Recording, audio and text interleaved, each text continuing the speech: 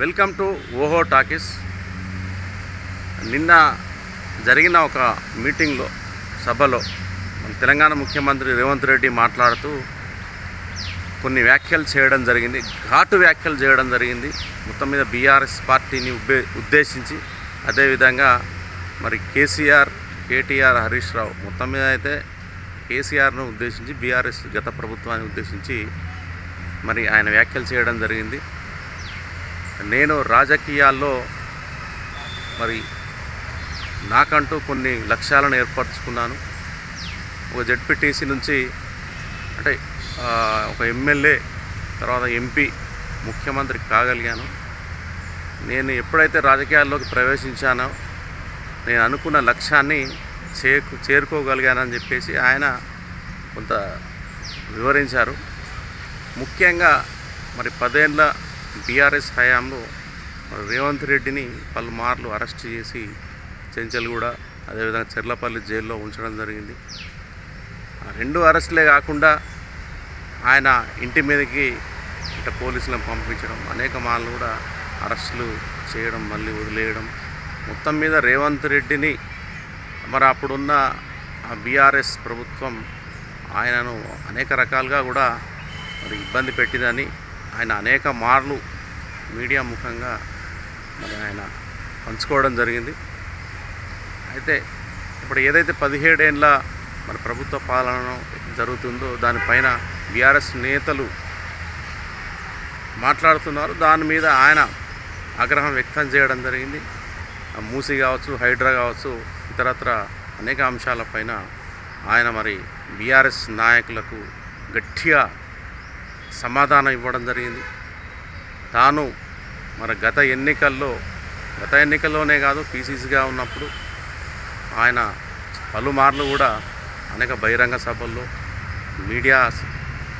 మీడియాతో మాట్లాడుతున్న సందర్భంలో మాట్లాడడం జరిగింది. తెలంగాణ రాష్ట్రంలో బీఆర్ఎస్ ప్రభుత్వాన్ని గద్దె దించుతానని, కేసీఆర్ను పడగొడతానని చెప్పేసి ఆయన సవాల్ విసరడం జరిగింది. మరి నిన్న వ్యాఖ్యలు చేస్తూ నా లక్ష్యం ఒక్కటే, ముఖ్యమంత్రి కావాలని, ముఖ్యమంత్రి అయ్యాను. ఆ రోజు చెప్పినట్లుగా మరి కేసీఆర్ ప్రభుత్వాన్ని గద్దె దించుతాను, పడగొడతానని చెప్పాను, పడగొట్టి చూపించానని, నా లక్ష్యం నెరవేరిందని చెప్పడం జరిగింది. కానీ ఇక్కడ మనం చర్చిస్తే ఇక్కడ రేవంత్ రెడ్డి కొంత బెటర్ అనే చెప్పాలి. ఎందుకంటే ఆయన రివెంజ్ పాలిటిక్స్కి వెళ్ళడం లేదు. మరి 17 నెలలైంది, మరి ఇప్పటి వరకు అంటే కేటీఆర్ను అరెస్ట్ చేయకపోవడం, అదేవిధంగా కీలక నేతలను మరి జైలుకి పంపడం అట్లాంటి ఏదో జరగలేదు. అంటే రివెంజ్ పాలిటిక్స్కి అయితే వెళ్ళడం లేదు. మరి 2 నెలల ముందు అనుకుంటా మరి అసెంబ్లీలో కూడా ఆయన ప్రస్తావించడం జరిగింది. నేను తలుచుకుంటే మరి కేసీఆర్ ఫ్యామిలీ అందరికీ అంటే జైళ్ళల్లో డబుల్ బెడ్రూమ్లు కేటాయిస్తానని చెప్పేసి కూడా ఆయన చెప్పడం జరిగింది. కానీ నేను రివెంజ్ పాలిటిక్స్కి వెళ్ళడం లేదు, నేను తలుచుకుంటే అందరూ జైలుకి వెళ్తారని చెప్పేసి కూడా ఆయన పలుమార్లు చెప్పడం జరిగింది. ఇది గొప్ప విషయం అని చెప్పాలి. ఎందుకంటే ఆంధ్రప్రదేశ్ పాలిటిక్స్తో పోల్చుకుంటే తెలంగాణ పాలిటిక్స్ చాలా కొంత బెటర్ అని చెప్పాలి. ఎందుకంటే రివెంజ్ పాలిటిక్స్ చాలా అక్కడ మనం చూసినట్లయితే మరి కోసాని కృష్ణమూర్తి కావచ్చు, అదేవిధంగా మరి మాజీ గన్నవరం ఎమ్మెల్యే వల్లభనేని వంశీ చాలామందిని కూడా జైలుకు పంపించడం జరిగింది. పేరు నాని అరెస్ట్ చేయడం, బయటికి పంపించడం, ఇట్లా ఇంకా జరుగుతూ ఉన్నాయి. కానీ జగన్ మాత్రం అరెస్ట్ చేయలేదు. ఏపీతో పోల్చుకుంటే మరి తెలంగాణలో అంటే రివెంజ్ పాలిటిక్స్ అంటే కక్షపూరిత రాజకీయాలు అనేవి జరగట్లేదు. మరి మొత్తం మీద రేవంత్ రెడ్డి తను అనుకున్న లక్ష్యాన్ని ముఖ్యమంత్రి కావాలనే లక్ష్యాన్ని నెరవేర్చడం జరిగింది.